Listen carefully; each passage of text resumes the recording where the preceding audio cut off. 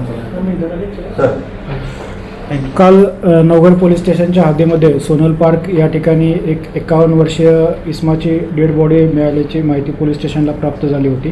त्यानुसार सदर घटनास्थळी पोलीस गेल्यानंतर त्या इसमाच्या डोक्यावरती धारदार आणि टणक वस्तूने वार केल्याचं दिसून येत होतं.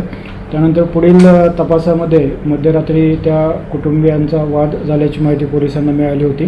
त्यानुसार नवघर पोलीस स्टेशनचे DB पथकाने मृतकाची पत्नी आणि त्यांच्या मुलांना तपासकामी ताब्यात घेतल्यानंतर त्यांनी प्रॉपर्टीच्या वादावरून सदर इसमासोबत वाद झाल्याने त्यास मारून टाकल्याचे निष्पन्न झाले. त्याप्रमाणे सदरच्या गुन्ह्यामध्ये मृतकाची पत्नी, एक वयस्क मुलगा यांना अटक करण्यात आलेली आहे. एक मुलगा जो आहे तो अल्पवयीन आहे आणि त्याला ज्युव्हेनाईल जस्टिस बोर्डकडं आज प्रोड्यूस करण्यात आलेला आहे. सदर गुन्ह्याचा प्राथमिक हेतू हा प्रॉपर्टीच्या वादावरून त्यांच्या कुटुंबियामधून वाद होता आणि त्यातूनच त्यांनी हे प्रकार केल्याचं निष्पन्न होत आहे.